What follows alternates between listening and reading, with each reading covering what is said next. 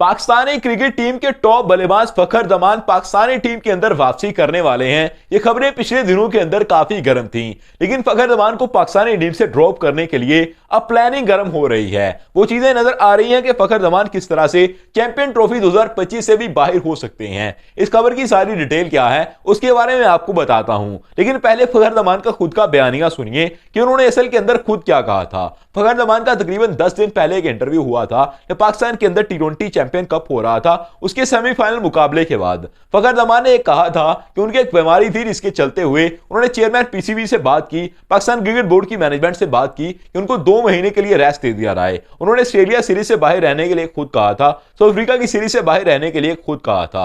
हालांकि जब south Africa वाली सीरीज स्टार्ट हुई थी तो उसके थोड़े टाइम बाद ही वो पाकिस्तान के अंदर खेलते हुए नजर आ रहे थे और वो बिल्कुल फिट थे। फखर जमान को पाकिस्तान के अंदर कोई भी बीमारी की हालत के अंदर नहीं देखा गया था, लेकिन फखर जमान ने जो अपनी जबान से कह दिया कि उनको बीमारी थी तो तमाम लोगों को यकीन करना पड़ा। दूसरी तरफ पाकिस्तान क्रिकेट बोर्ड के चेयरमैन मोहसिन नकवी साहब ने ऑन माइक आकर खुद कहा था कि बाबर आजम वाले ट्वीट का मसला है, उस वजह से फखर जमान को ड्रॉप किया गया है। उन्होंने इस चीज को एक्सेप्ट किया था, लेकिन फखर जमान ने जब खुद कह दिया कि वो बीमारी की वजह से आउट हुए थे तो लोगों ने इस बात का यकीन कर लिया। लेकिन अब फखर जमान ने पाकिस्तानी टीम के अंदर वापसी करनी थी, क्योंकि उन्होंने टी20 चैंपियन कप के अंदर बेहतरीन बल्लेबाजी करके दिखा दी, अपनी फॉर्म को भी साबित कर दिया, अपनी फिटनेस को भी साबित कर दिया, अपनी बीमारी को भी उन्होंने बिल्कुल क्लियर कर दिया कि मुझे कोई भी किसी तरह की बीमारी नहीं है, इसके चलते हुए मैं यहां पर बैठा रहूं, बल्कि मैं पाकिस्तानी टीम के अंदर आना चाहता हूं, चैंपियन ट्रॉफी के अंदर आकर परफॉर्म करना चाहता हूं। लेकिन पाकिस्तान की मेडिकल जो टीम है, अब उसका यह कहना है कि 13 जनवरी को फखर जमान का एक फिटनेस टेस्ट रखा गया था। अब इनका ये फिटनेस टेस्ट जो है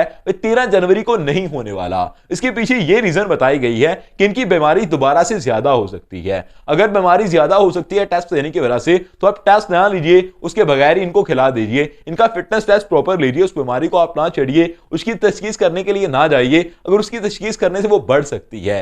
लेकिन पाकिस्तान की मेडिकल टीम ये कहती है कि इनका फिटनेस टेस्ट अभी नहीं होगा, पाकिस्तानी टीम के अंदर ये खेलने के काबिल नहीं हुए, थोड़ा डिले करके इनका टेस्ट दिया जा सकता है। हो सकता है कि आने वाले 10-15 दिन के बाद, यानी कि 13 जनवरी के 10-15 दिन के बाद इनका टेस्ट दिया जाए, लेकिन फिलहाल इस चीज को पोस्टपोन कर दिया गया है। पहले इसकी वजह अब्दुल्ला शफीक बन रहे थे, बहुत सारे लोग यही बात कर रहे हैं कि पहले इसकी वजह अब्दुल्ला शफीक थे कि फखर जमान को पाकिस्तानी टीम से आउट किया गया, क्योंकि अब्दुल्ला शफीक से इस चीज की उम्मीद की जा रही थी कि वो अच्छा परफॉर्म करेंगे। जब उन्होंने साउथ अफ्रीका सीरीज के अंदर 3 डक लगाकर दिखा दिए तो फिर फखर जमान के ऊपर तमाम लोगों की नजरें गई कि पाकिस्तान के पास परफेक्ट ओपनर तो फखर जमान है, इसको आकर साइम अयूब के साथ ओपनिंग करनी चाहिए। लेकिन अभी नजरें जा रही हैं इमाम अल हक के ऊपर। इमाम अल हक पाकिस्तान का एक ऐसा ओपनर है जो कि पिछले टाइम के अंदर भी एवरेज दरजे की परफॉर्मेंस दे चुका है, काफी अच्छा प्लेयर पाकिस्तान के लिए रहा है, अपनी बैटिंग के अंदर ओडीआई के अंदर खास तौर पर काफी स्ट्रॉन्ग रहता है। उसको भी कुछ स्टेटमेंट के चलते हुए पाकिस्तानी टीम से आउट किया गया था। जब पाकिस्तानी टीम टी20 वर्ल्ड कप खेल रही थी तो जाकर माइक पर बैठकर यह भी टीवी के ऊपर बड़ी बातें करते थे बाबर आजम के खिलाफ, पाकिस्तानी टीम के मैनेजमेंट के खिलाफ। इसी वजह से इनको भी टीम से निकाल दिया गया, टेस्ट से भी इनको ड्रॉप कर दिया गया हुआ है। लेकिन दोबारा से इमाम अल हक को टीम के अंदर दाखिल करने के रास्ते खोल दिए गए हैं, क्योंकि इन्होंने टी20 चैंपियन कप के अंदर पाकिस्तान के अंदर अभी 9 मैचेस के अंदर 635 रन बनाए हैं, 80 की इनकी एवरेज थी, तगड़े स्ट्राइक रेट के साथ, तगड़ी एवरेज के साथ रन कर रहे थे। इसी वजह से पाकिस्तानी टीम के अंदर इनको वापस आने के लिए कह दिया गया है। अगर अब्दुल्ला शफीक को भी प्लेइंग 11 के अंदर रखा रहता है, इमाम अल हक को भी स्क्वाड के अंदर शामिल कर लिया रहता है, तो फखर जमान की जगह मुश्किल हो जाएगी। हो सकता है कि अब्दुल्ला शफीक को 15 अपने स्क्वाड के अंदर रखा रहा है, फखर जमान को प्लेइंग 11 से निकाल दिया रहा है, इमाम अल हक को प्लेइंग 11 के अंदर दाखिल कर लिया रहा है। इस तरह से पाकिस्तान की टीम को तरतीब दे दिया रहा है। ये एक ऐसी टीम बन जाएगी जिसके अंदर फखर जमान की जरूरत भी पेश नहीं होगी, और उसके चलते हुए अब फखर जमान को ड्रॉप करके इमाम अल हक को खिला लोगे और साथ ही अब्दुल्ला शफीक को 15 की स्क्वाड के अंदर खिला लोगे कि रिजर्व आपके पास ओपनर बैठा हुआ है। लेकिन मेरे ख्याल से तो फखर जमान की पाकिस्तानी टीम को बहुत जरूरत है।